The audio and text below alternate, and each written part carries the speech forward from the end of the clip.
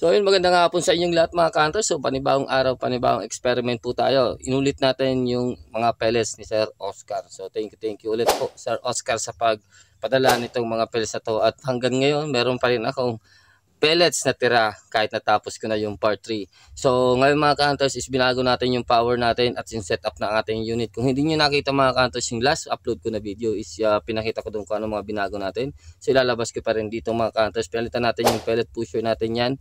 So ginawa natin ganyan na pin type na handmade lang, modified natin mga ka-hunters ng barina lang tsaka ganun. Tapos meron din tayong pinalakihan natin yung transfer port mga ka-hunters ng 6mm.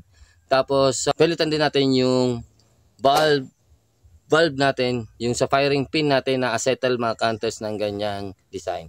So ngayon mga ka-hunters is na-achieve natin yung power output na 840 to 911. At yung nakita ko, kung tama man ako. So yung naabot natin yun mga mostly nasa 870 yung mga lipad ng ating pellets ngayong araw na to. So sana po supportahan nyo po at tingnan natin kung mag-enjoy kayo mga ka-hunters, walang problema. Pero kung hindi man, okay lang po. Paki-like na lang po para sa ating effort. So yun, maraming salamat po at thank you po sa inyong lahat. Meron din pala akong binago pa sa ating barrel. So yung barrel natin mga ka-hunters, pinagitna ko yung transfer port niya, pinalagyan ko siya ng o-ring magkabilaan. So para makuha natin na walang backfire talaga lahat ng ating parts ng ating pagputok. So yun mga ka-hunters, sana po supportahan nyo po yung ating video. Thank you po ng marami. Sana po ma-like mo man lang, masaya na ako. So yun, maraming salamat. Pasok na natin yan.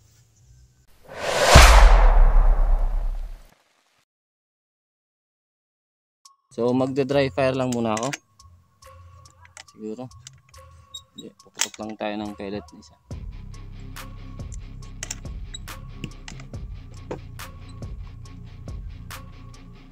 Kita natin yung chrono natin mga ka-hunters. 11. So medyo mababa siya mga ka-hunters. Ito natin.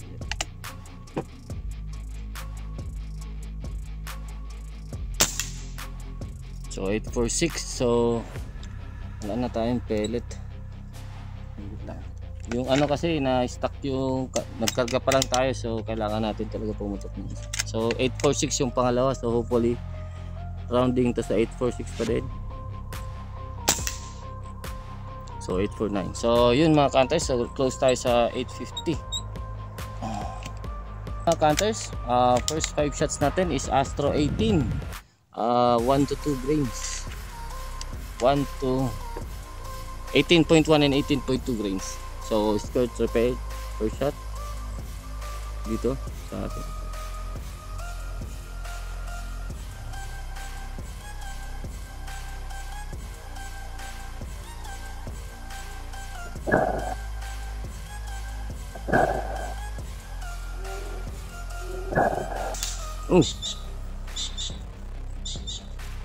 Hindi ko nakita yung ano, layo ko.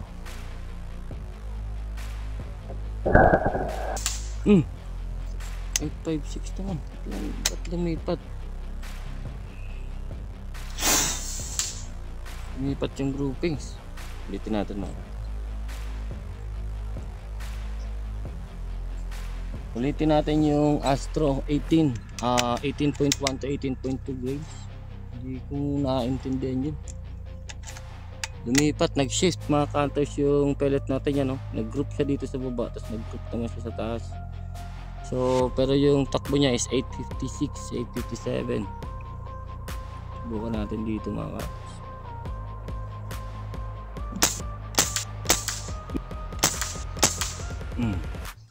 Pellet shift siya mga ka-hunters. So siguro dahil yan sa pellet na siguro, kasi halos parehas na yung tama niya. So kuha tayo ng sinort natin mga ka-hunters. Try natin ulit.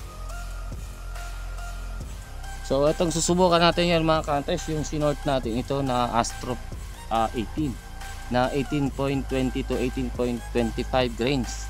So hindi natin tool ng lube. So yung kasi may lube, so baka dahil sa lube kaya sumasayaw siya. So ito mga ka-hunters, hindi ito na lube, tsaka hindi natin re-repaired yung skirt.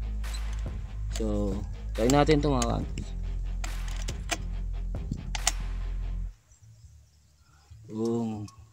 Kumusta ang tama niya? Astro 18, 20 to 25 range.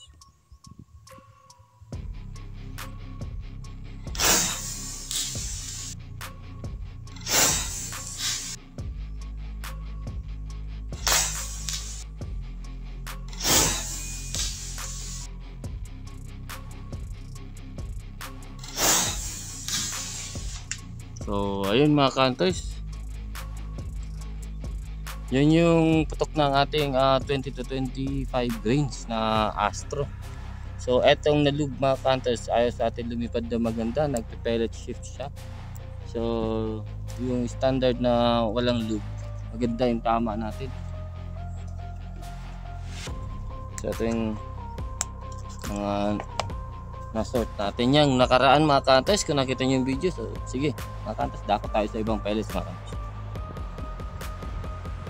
So yun mga counters, pellet of choice is JSB 18, 18.16 grain. So 18.16 grain. So nakita nyo naman yung accuracy natin dito sa ginagamit nating sorter. So try natin yung JSB sa power.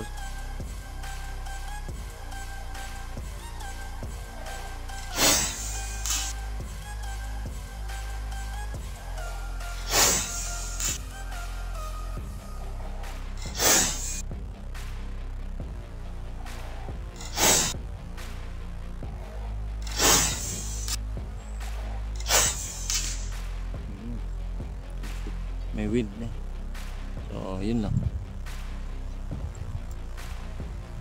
So ayun mga counters, so naka 20 shots tayo. Pero yung tira sa atin is nabawasan tayo mga counters ng 3 MPa. So meron pa tayong 20 MPa. So kaya pa natin at least 10 shots. So at least 30 shots para magpasok tayo ng mga 2.6 siguro. So dagdagan pa natin ng 10 pa mga counters. Ay bali ano na pala, 21 shots na tayo. So nagdalawa tayo sa Astro na dito sa may lube, sa ayaw niya. So talagang nagpe-pellet shift siya. So trinay natin ito mga counters na ginawa natin. So nasinort natin, trinay natin, ganda naman yung tama. Ngayon halos para siya ng JSB. So JSB pala yung imported natin na nalalampot. So try natin etong NB pellets mga counters.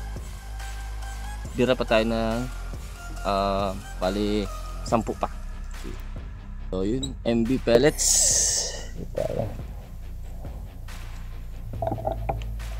Magandang MB. Malalim yung butas niya sa skirt, sa likod. So try natin kung accurate din ito sa atin.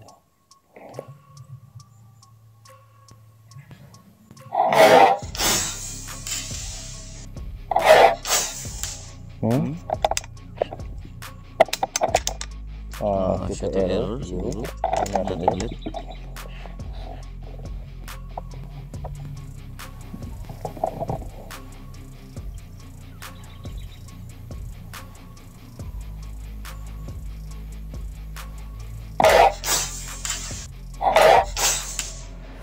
So ayos na sa atin.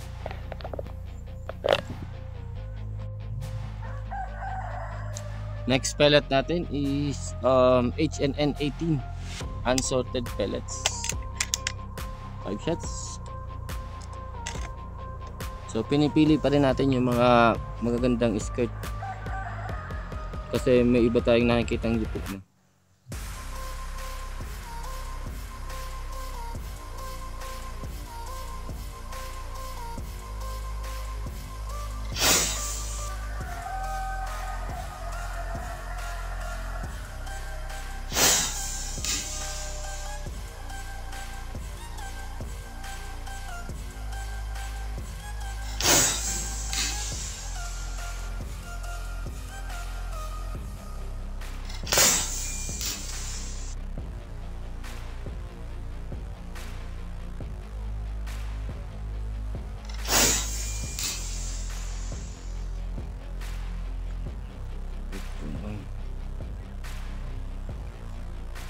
So yun.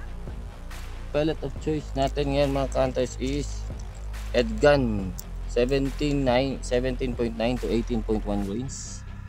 So yan ang pellet of choice natin. So 5 shots ulit, pang 36 na pag naubos natin to.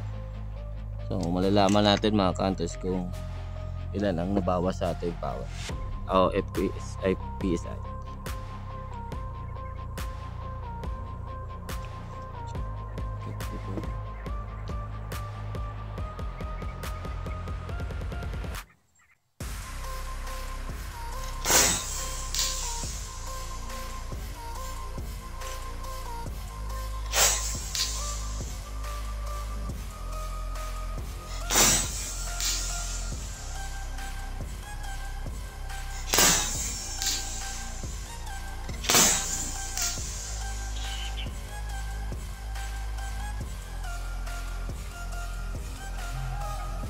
So ayun mga counters, 36 shots tayo.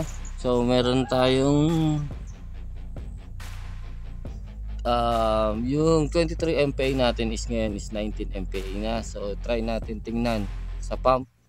Ibubomba ko, i-level lang natin yan kung ilan yung 19 MPa. So try natin kung galing sa 3-4 kung ilan ang natira sa 36 shots. So yun mga counters, stay tuned lang at bombahan ko ulit na ang 3-4 at tutok natin yung iba o bomba lang.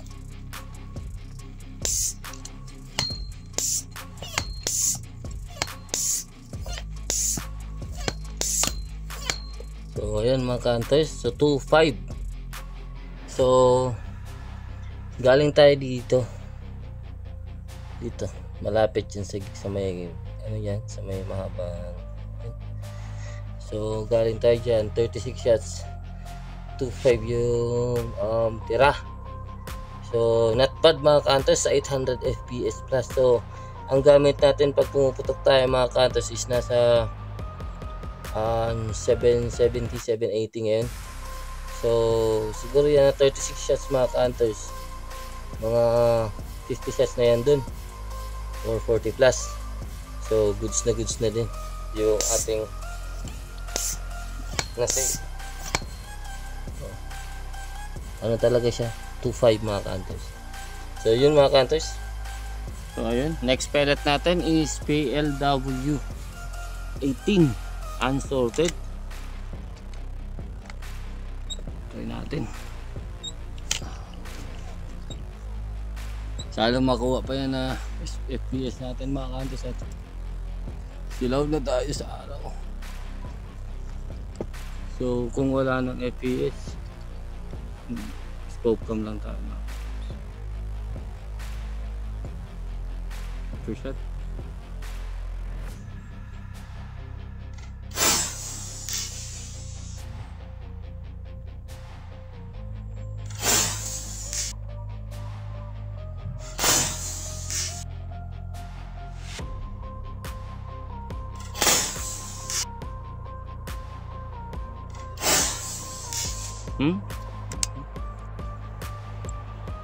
So try natin yung PLW 16 16.5 to 16.6 grain. Subukan natin. Sorted.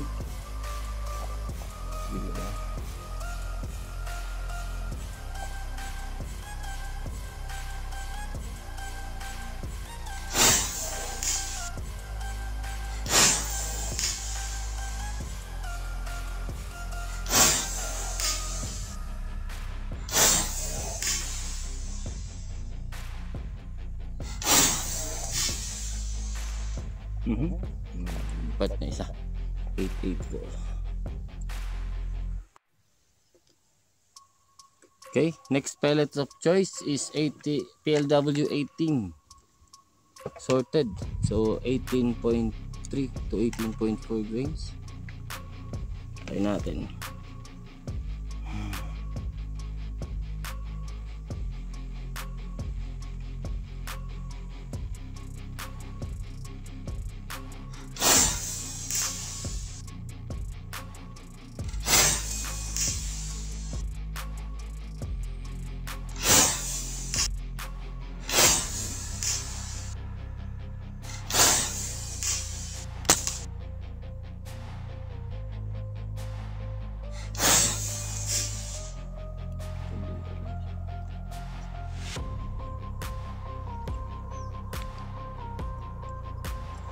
So ito na yung last natin is Air Arms 16 unsorted. Tingnan natin mga ka-hunters yung FPS nito, kasi alam ko bilis nito talaga eh. Ang bilis nitong pellet mga ka-hunters. So try natin kung ilan na madadagdag sa atin.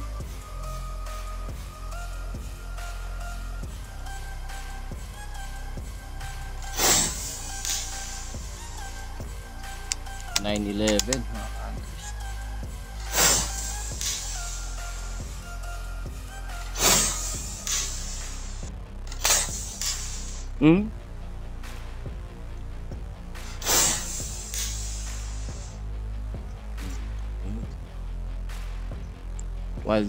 Wild na siya.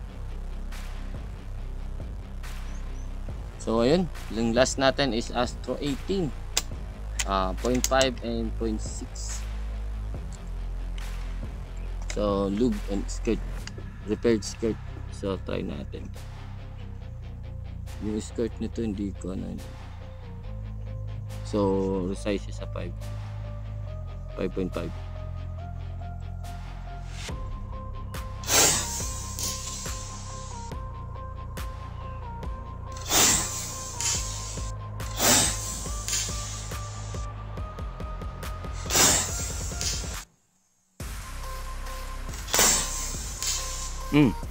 Bumaba yun. So ayun na nga mga ka-hunters. So nakita na natin yung 800 fps plus ng ating accuracy dito sa unit natin. So ngayon mga ka-hunters, nakita natin sa akin mga ka-hunters, conclusion ko mga ka-hunters, halos pare-parehas lang yung groupings nila. So hindi sila lumalayo sa yung ano lang, yung una lang talaga yung 18.1 to 18.2 grains. Ayaw niya na siguro ng mabilis at saka ng nalub. Yung pinutok natin mga ka-hunters, yung hindi natin na repair na skirt, yung normal lang siya from the box, pero na-sort lang natin siya, dikit-dikit naman yung tama niya. So na conclusion ko lang mga ka-hunters is hindi mo talaga kailangan ng mabilis na unit para mapa-accurate mo yung isang pellet. Sa lahat ng pag-testing ko dito mga ka-hunters, nasubukan natin una yung 770 plus. So pinakamataas ata dun is 800 plus na FPS dun sa Air Arms. Tapos sinubukan ko sa part 2 mga ka-hunters is lower, mababa siya. So pinatakbo ko lang ng 740. So meron pa rin mga accurate na pellets dun banda. Tapos meron din tayo ngayon ditong accurate na pellets, pero mostly natalo tayo ng Astro. So hindi ko alam kung ano problema sa unit natin. Siguro mga ka-hunters, sa tingin ko is yung regulator natin isa. So yung regulator natin, nakikita ko iba yung palo niya sa yung susunod niya ng putok. So kailangan nating pahingahan yung ating regulator para maganda ulit yung tama niya o malapit siya dun sa consistency. So sa ganun kalakas mga ka-hunters, walang consistency yung ating power, kasi siguro malambot yung spring ng valve natin, masyadong malakas yung sa camera natin para makuha natin yung power na ganito. So wala siyang consistency, so kaya ganun siguro yung spread niya. Pero ganun pa man mga ka-hunters, pare-pareha siya. So kung halimbawa mga ka-hunters, makuha natin lahat na capability, like yung mga unit talaga na walang mga backfire. So actually ako natanggal ko na yung backfire ko. May ginawa pa ako sa barrel ko mga ka-hunters, dinagyan natin ng o-ring yun, pinagawan ko ng kanal yung barrel natin. At binalagyan ko ng o-ring. So nawala na yung backfire niya sa ilalim ng arms core, dire-diretso na siya dun sa transfer port and sa pellet. And sa backfire naman sa firing pin mga ka-hunters, masyadong malaki yung ating o-ring na ginamit para hindi siya mag-backfire. Pero gagawan ko pa siya ng panibagong o pangalawang o-ring sa ating pellet pusher. So ganun po man mga ka-hunters, maganda pa rin na experiment ito at nakita natin kung hanggang saan ang kaya ng ating unit. Pero medium power ng unit ko pa lang yun mga ka-hunters, kasi yung pangalawang spring lang yun, 4.28 inches mga ka-hunters na spring. So hindi pa natin ginagamit yung 4.30 plus, yung 4.38 na spring. Yun bumibigay talaga dati sa atin ng 800 fps. So palagay ko mga ka-hunters, kaya na abutin ng unit natin na 900 fps, pero hindi ko nasusubukan mga ka-hunters at ang hirap magbomba. Pero ngayon mga ka-hunters, nasubukan natin mga ka-hunters yung Yung 36 shots is equivalent sa atin ng galing sa 3.4 is 2.6, so bali 800 PSI lang yung nawala sa atin sa 36 shots. Maganda yung pagka power up natin ng unit natin, hindi siya makonsumo sa hangin. So hindi katulad ng dati mga counters 20 shots kagano na yung yung bawas niya. So nadagdagan tayo ngayon ng shot counts sa mga ginawa nating upgrade. So hindi minimal lang yung upgrade, although linalagyan ko yung transfer port natin para lumakas yung putok, pero medyo tipid tayo sa hangin na mayroon tayong power. So yun, maganda yun sa akin. So maraming salamat mga kantos sa inyong panonood mga kantos. Thank you po, at sana po patuloy nyo pang suportahan yung ating video, at sana po makapag-hunting na po tayo. Mga kantos, sana po pasuportahan nyo po yung ating video. Thank you po ng marami. Thank you. Wala na akong masabi sa inyo mga kantos.